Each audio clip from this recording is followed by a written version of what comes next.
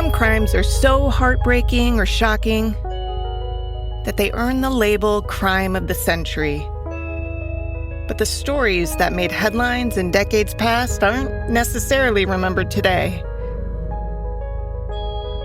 I'm Amber Hunt, a journalist and author, and in each episode of this show, I'll examine a case that's maybe lesser known today, but was huge when it happened. This is Crimes of the Centuries.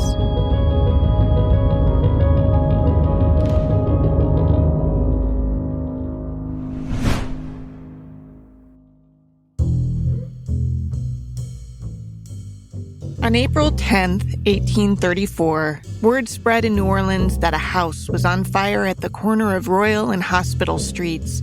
Neighbors rushed to the scene, and a few brave ones even made their way inside. There, they found a woman in the kitchen in chains, her brown skin made darker by bruises. It appeared it was she who set the fire. The sight of this woman was shocking, and yet there had been rumors about this house in New Orleans, rumors that the slaves inside were treated even more cruelly than others in the slave-holding state of Louisiana. So the townspeople ran through the house, opening one door after another. They finally reached an apartment that had been rumored to serve as a sort of makeshift prison and found 7 human beings so badly tortured that, though they were alive, they barely looked like people at all. The victims were carried from the home and taken to the city hall, where they were laid beneath the arches that surrounded the building. The sight of these humans was so unsettling that townspeople demanded justice. Instead, Madame Delphine LaLaurie walked confidently out of her house and got away, enraging residents so much that they destroyed her home and left it in ruins. She never did face proper justice, but word of the case made headlines far beyond New Orleans, reaching even Great Britain and France, and opened people's eyes to just how inhumanely enslaved people were treated. If you've heard bits of the story of Madame LaLaurie, chances are they were in one of two contexts, either in connection with stories about the rebuilt house she once owned being haunted, or in connection with Kathy Bates's portrayal of her in the Coven season of American Horror Story. Bonsoir, my pets. Did you all miss me? Hush up. I'll rip your lips open and stuff more shit in there. Why? Why are you doing this to us? Because I can. The stories, though, usually aren't quite accurate. That's not a knock. It can be tough to discern reality from legend when a story is 200 years old. Funny thing is, though, that the false stories run the gamut. Some, published in the 1930s at the incident's centennial, significantly downplay LaLaurie's cruelty, seeming to argue that her reputation had been unfairly tarnished by a rumor mill run rampant over the previous 100 years. Others went the opposite direction, suggesting that LaLaurie had maimed, tortured, and killed hundreds of enslaved people, that she and her mad scientist husband used them for barbaric medical treatments.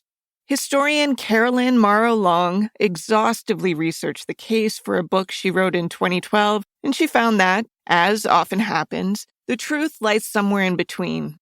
So here's the tale. Long before she was Madame LaLaurie, she was a New Orleans native named Delphine McCarty. She was a wealthy white Creole lady of New Orleans who came from a well-known but somewhat rambunctious family. Delphine's parents were well off, a status they reached by buying human beings they then forced to work on their property. Let's face it, it's not as hard to get rich when you have free labor. They were big landowners, big slave owners, and she was kind of untouchable. Now, Louisiana's history is arguably more complicated than average in the United States. It was settled in the early 1700s, first largely by the French.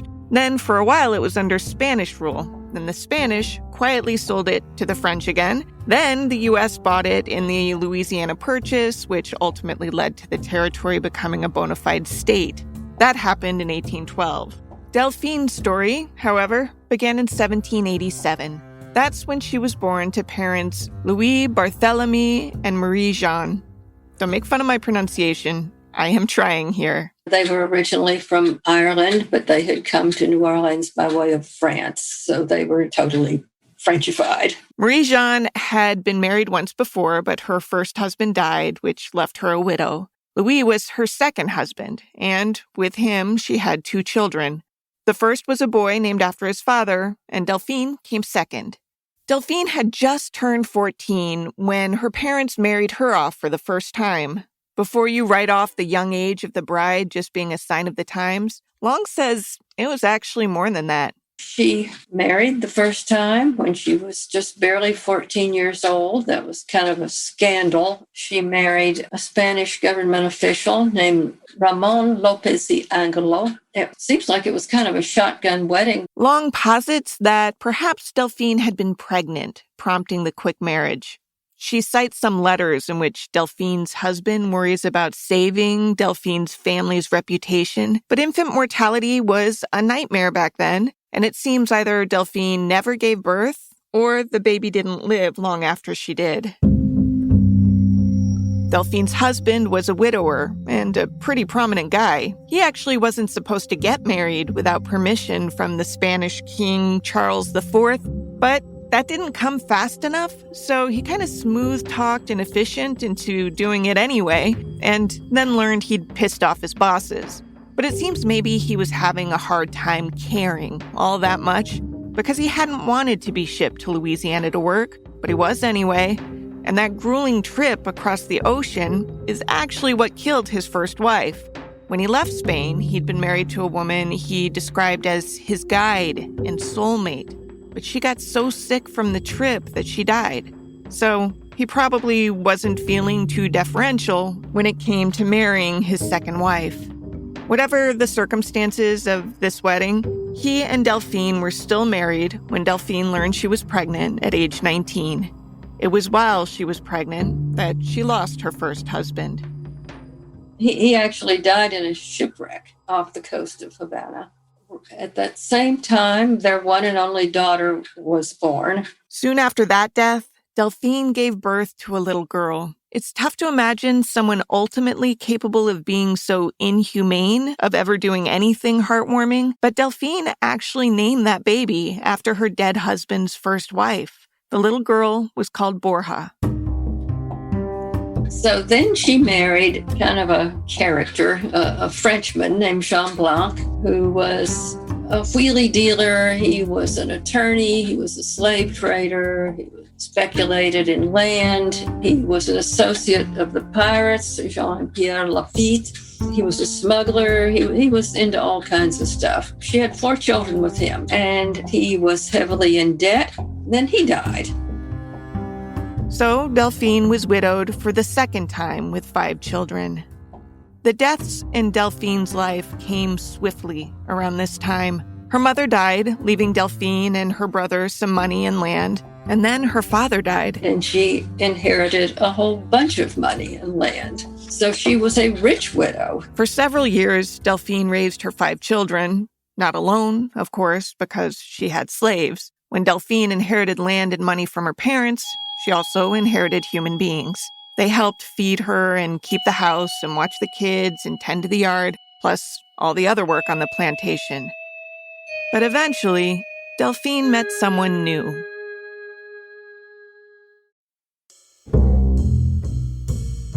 After 2 failed marriages, Delphine met a man who had sailed from France with dreams of establishing a medical practice in New Orleans. So along comes this young guy right off the boat from France. He had graduated from Sorbonne with a degree in medicine. He was from a middle-class family in a little village in France. His father and brother were both doctors. I think she was 38. He had just turned 25. Well, I think she's what we would call a cougar. The new guy off the boat was named Louis LaLaurie.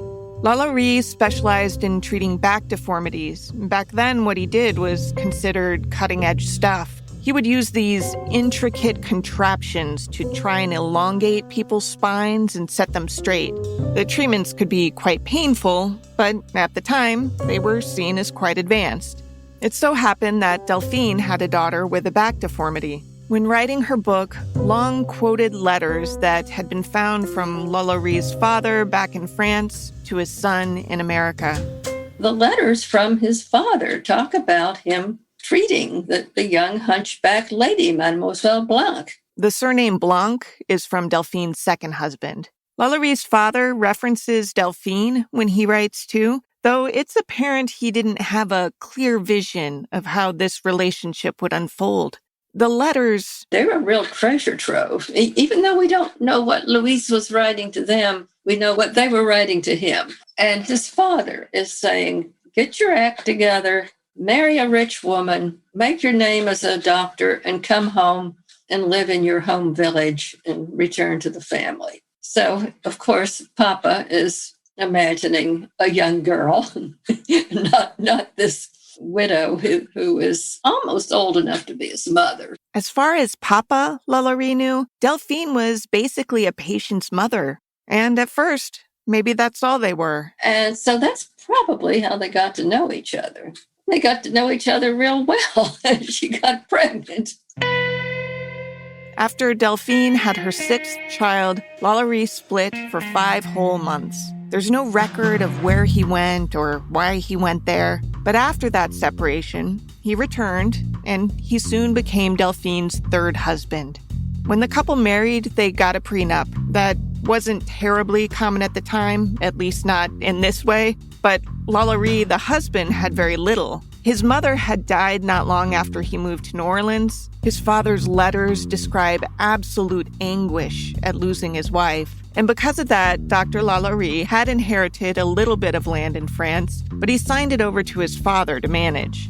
In the prenup, Delphine stayed in control of her land, her houses, her slaves, everything. He's poor. I don't know if he was handsome or what, but she went for him. I asked Long if basically he was a boy toy. She corrected my term. She grew up hearing guys like that called gumdrops. But however Delphine saw LaLaurie, it was pretty clear that the two were an odd pair. It was common at the time for men to be significantly older than their wives. In fact, Delphine's first 2 husbands were both about double her age. But it was odd for a woman to be older than her groom. And it was soon after this marriage that rumors began circulating about Delphine. So right about then is when trouble begins to start. 1828, she is being called before the court for cruelty to her slaves. There's no court records backing this up, so you might wonder, how the hell can we know what the rumors were in 1828? Well, that's thanks to another set of letters Long referenced, which are stored in the historic New Orleans collection. These letters were written by a guy named Jean Bose, who was the manager of a nearby plantation. Delphine and Louis had been married less than a year when Bose wrote a letter that read, quote, Madame Blanc has married a young French doctor. They do not have a happy household. They fight, they separate, and then return to each other, which would make one believe that someday they will abandon each other completely, end quote. He's sending these gossipy newsletters, and he says, well, Madame Blanc has married this young man, and now she's in trouble. So she was investigated several times for cruelty to her slaves, but they never could pin anything on her because, after all, she was Delphine McCarty. 1828 marks the first documentation of rumors about Delphine being especially awful to the people in her home. It's possible the rumors predated that, but documentation has disappeared. It's also possible Delphine had been impossibly cruel for decades, but no one noticed or questioned it. And it is possible, though it feels a bit unlikely, that Delphine didn't start the abuse until after she and LaLaurie married. What is known, though, is that Bose wrote about the allegations, and then Long found what she believes is proof of them. Hidden in an unrelated file, Long found a note written by a lawyer spelling out that Delphine had paid him $300 to represent her in 1828. There weren't many other reasons someone of her status would need to pay a lawyer the equivalent of $9,000 today, but a white woman in New Orleans, especially a white rich woman, was without fail given the benefit of the doubt by the court. Most likely, that $300 completely cleared away any police investigation from the time, even if it didn't do much to stop the rumors. At this point, Delphine and her husband were living on a riverside plantation. But around 1831, a new construction was going up at Royal and Hospital Streets. Delphine set her sights on it and sold some property to make sure she could buy it. She oversaw the rest of its construction. Her husband had very little say in things, which probably extended far beyond where they lived. I think she was probably always cruel and pretty much nuts. And I think as soon as he married her, he thought, oh my God, what did I get into? And he started distancing himself from her. I think he maybe knew what she was doing, and he knew that eventually this was going to come to light and he was going to get pulled down with her. So he distanced a bit, but only a bit. LaLaurie wasn't about to give up the lavish lifestyle his new wife afforded him. The couple threw parties and other fashionable affairs attended by the elite. Delphine presented herself as a high-class lady, completely proper.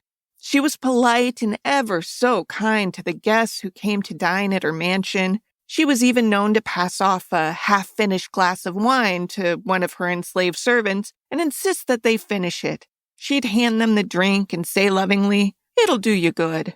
I mean, surely a woman who would allow a slave to drink her backwash must be a gem of a person, right? Not only that, but she had a coachman named Bastien, whom she apparently favored. He was well-fed and treated kindly, in exchange for which he fed Delphine intel on the others in the house. For example, he apparently ratted to Delphine that two of her daughters had been sneaking the slaves' food on the sly. Delphine put a quick end to that. Bastien was the person most often seen in public with Delphine, so people assumed he was representative of how she treated the people she owned. I think she could be a real charmer. I mean, she was a very good-looking woman, and she had a double personality. She could just charm you to death, and she could be horrible. I've known people like that, you know. I'm sure you have too. Side note, she's right.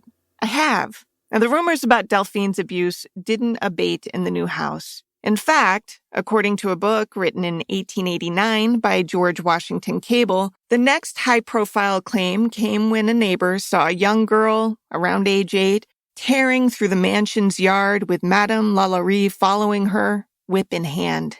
The girl ran through the house and desperately raced up the stairs to flee. Delphine still chasing her, the girl made it to the roof, and she fell with a sickening thud to her death. Descriptions circulated of Delphine carrying the girl's broken body across the property. Police investigated and found several slaves on the property in terrible shape. The authorities probably felt like saviors, rounding up 9 slaves and leading them away from this mad woman, but in truth, they didn't save them. According to Cable, these people were simply sold again, and Delphine, being a spiteful and undoubtedly mentally deranged person, reportedly had family members buy them up and sneak them back onto her property in the cover of night. Cable wrote, quote, "All Madame LaLaurie ever suffered for this part of her hideous misdeeds was a fine," end quote. I mean, think about this for a second. These 9 people had been so mistreated by this woman that even in a world so cruel that people were allowed to own other people, they were taken away from her. Imagine the terror they would have felt being forced to walk back onto that property. No one else knew they had been returned to her.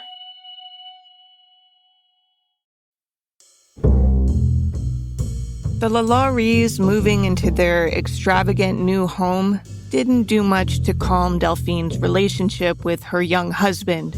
Gumdrop, was it?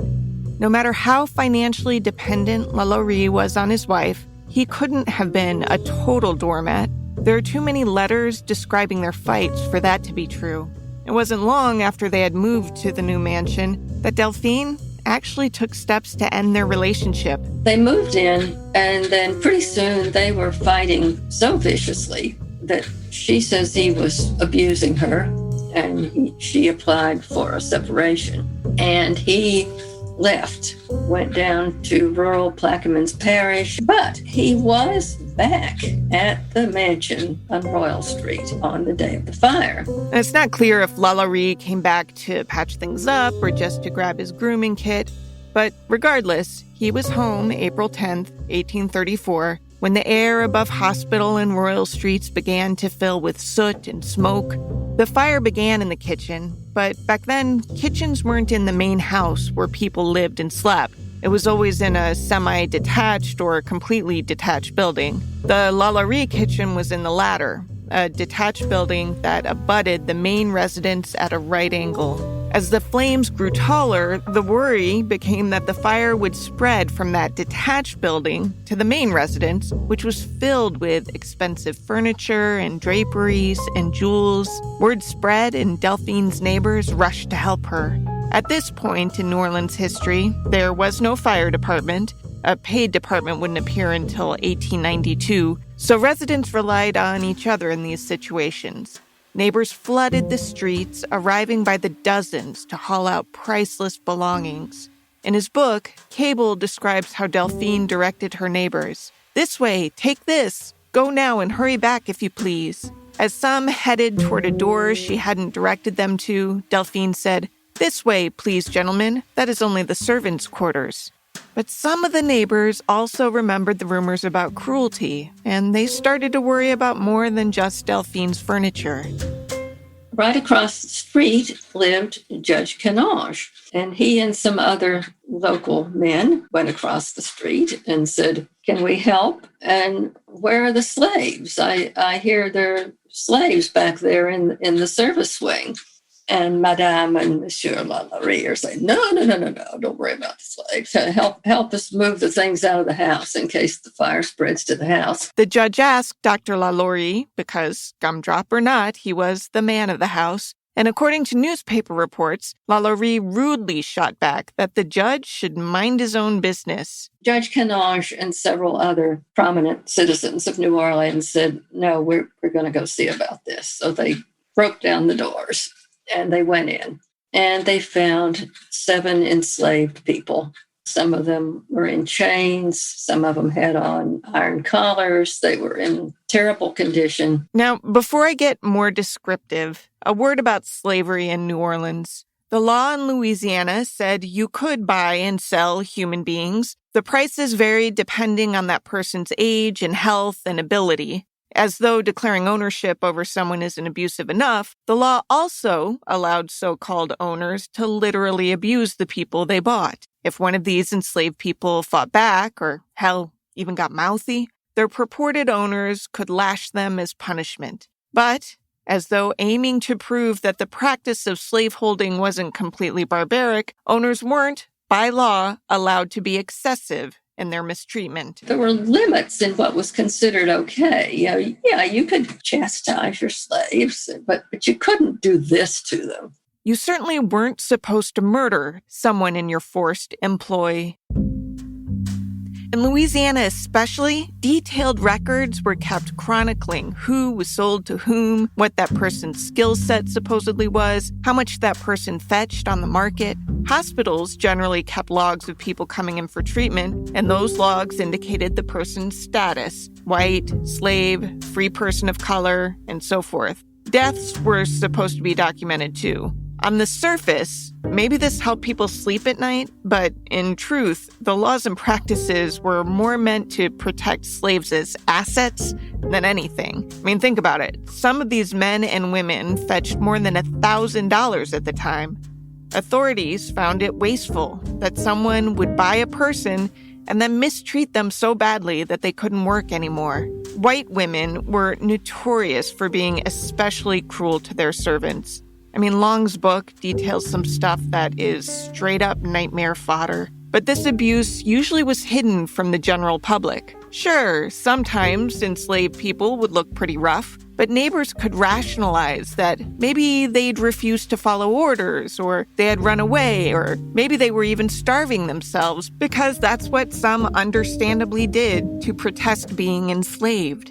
After Long's book came out, she actually found records she wished she could have included documenting inmates housed in New Orleans slave jail at the time. Now, the slave jail was a place where they would pick up runaways, or if an owner had a recalcitrant slave and didn't want to punish them himself or herself, he would send him to the slave jail to be punished. So here's a whole bunch of Delphine's slaves turning up in the slave jail. And it didn't say why, but I think they were running away. The same names would come up again and again, meaning those same people tried again and again to escape. When one would run, Delphine would place an ad in the newspaper alerting people so that he or she could be caught and returned.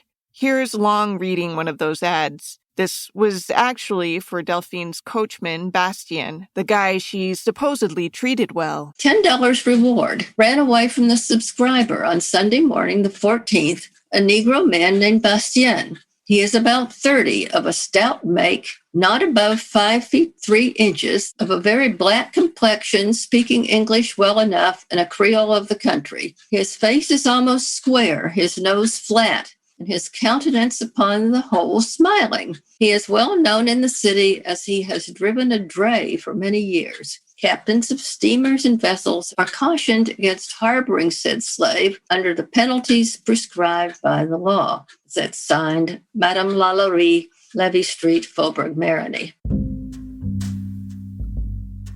While the newspapers of the time were littered with ads like these, the abolition movement was definitely growing at the same time. All slavery in the northern states was abolished by 1804. There had been limits put on it elsewhere. In fact, Delphine's first husband, the prominent Spanish official who died in a shipwreck, was the one who reinstated slave sales in 1800 in New Orleans. In 1808, the U.S. Congress outlawed the African slave trade, but by then there were plenty of existing slaves in the U.S., and those slaves had babies of their own, and those children were born into the system. This is the stomach-turning, nitty-gritty stuff most of us were not taught in history class, by the way. If your schooling was like mine, you were taught about terrible living conditions and maybe lashings. But when you immerse yourself in the era, when you see the newspaper listings advertising human beings for sale right under ads for winter clothes, it feels different. I found a 1941 short film online meant to depict life in Louisiana from about 1830. It begins with a Creole explaining the area to a visiting northerner. Yes, you will find New Orleans different from your cities up north. We Creoles are different, too. Most of us, still speak only French. In the movie, the Creole and the northerner arrive by ship to the city. Later in the day, we find a crowd gathered at the slave market, where, with their physiques exposed to view, slaves await their turn upon the auction block before the assembled planters. Messieurs, messieurs, messieurs, voici un jeune homme en bonne santé, fort robuste, excellent travailleur, un charpentier. And now a bid from Planter Dornier. 400 piastres. $400. 500 piastres. $500. 600 piastres. $600. With the auction over, Planter Dornier and the auctioneer proceed to the Cabildo, or City Hall, on business.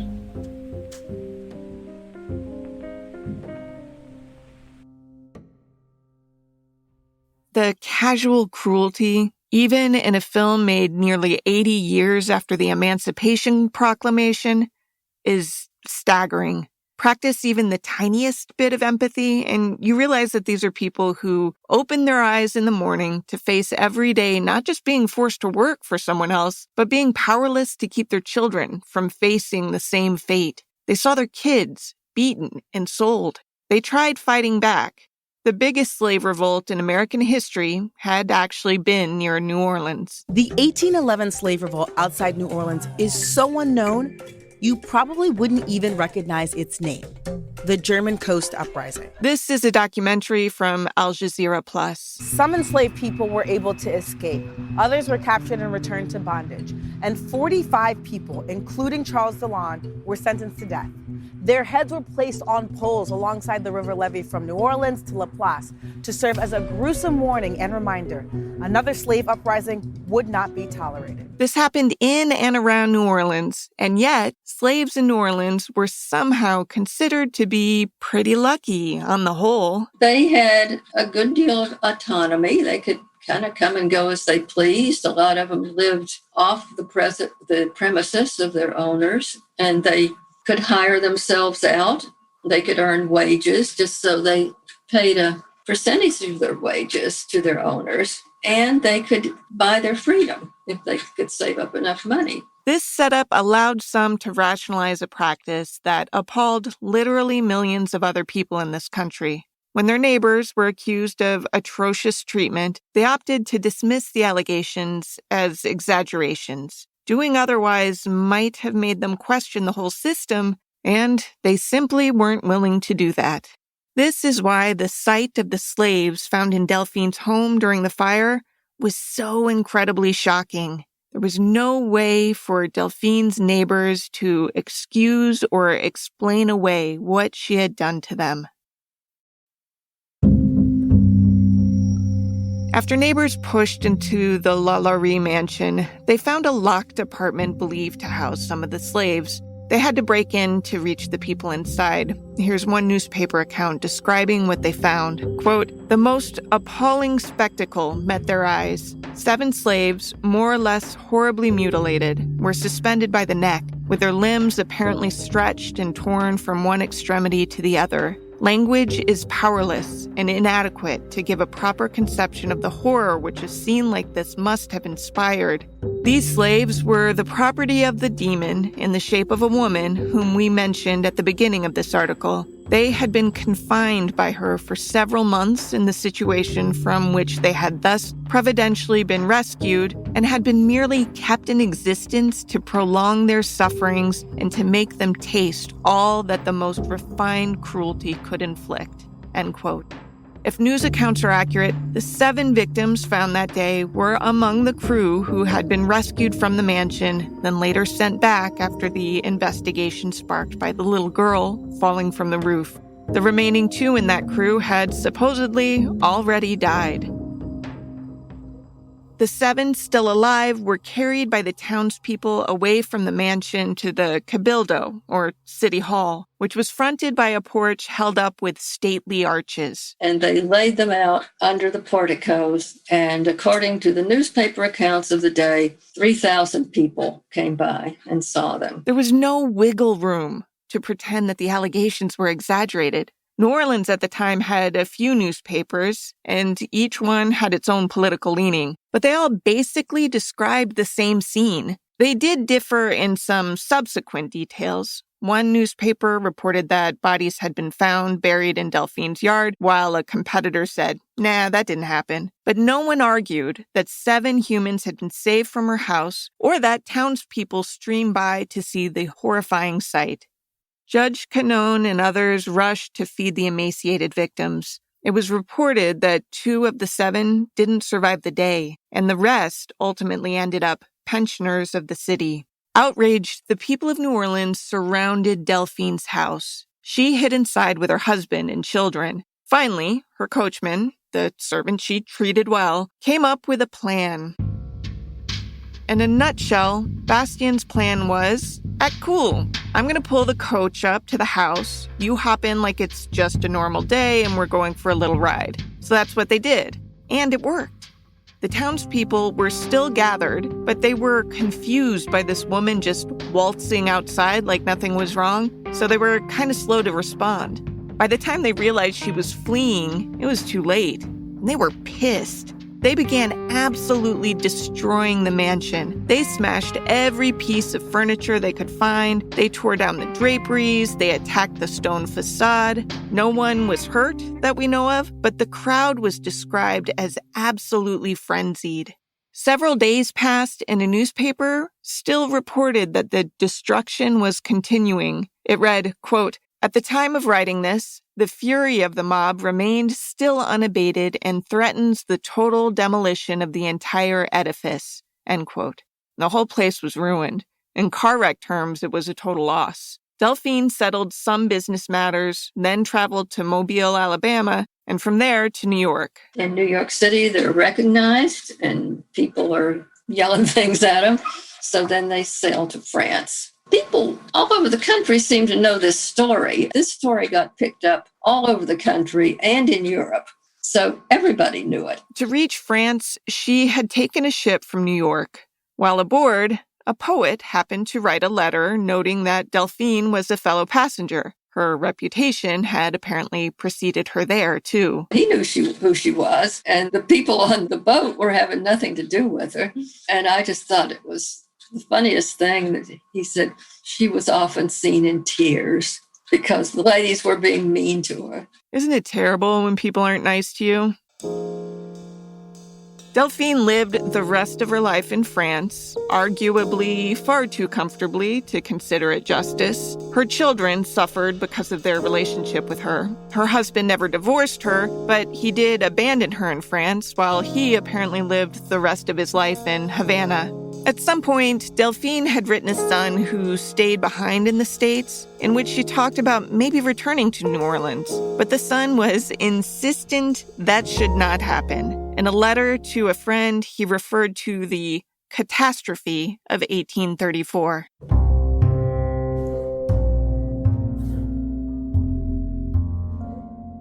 The horrifying story surrounding the LaLaurie mansion has stayed intact to this day.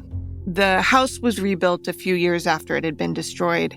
That's when the originally two-story building was given a third floor that still exists today. Even though the house isn't really the one the LaLauries owned anymore, it's still referred to by locals as the haunted house, a title it's retained as it's passed from one owner to the next. At one point, its 10,000 square feet was divided into low-rent apartments. Another time, it served as an all-girls school. No matter its incarnation, for nearly 200 years, people have reported paranormal activity there. Time and again, reports have surfaced of phantom footsteps and mysterious injuries. Its owners often suffered one way or another too, often financially. But the lore surrounding the house has made it irresistible to some, especially fans of the macabre, like Nicolas Cage, who bought the house in 2007. Cage talked about the house once while a guest on David Letterman's late night show. Look, at that time, I thought I was going to write the great American horror novel. I was inspired by Poe and Stephen King and H.P. Lovecraft, so I had the house because I thought maybe I'd feel something as I was writing, right. Yeah. But it didn't, it's no longer with me, so that didn't happen. Yeah. It seems somebody had bad juju.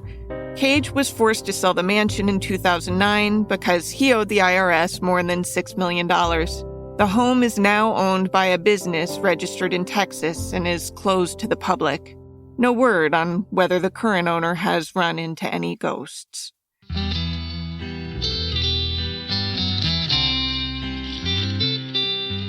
To research this, I read Carolyn Morrow Long's book, which is seriously some of the most meticulously researched nonfiction I've ever read. Special thanks to Long for taking the time to talk with me for this episode. I also read news accounts from the time, plus accounts from decades later and then centuries later.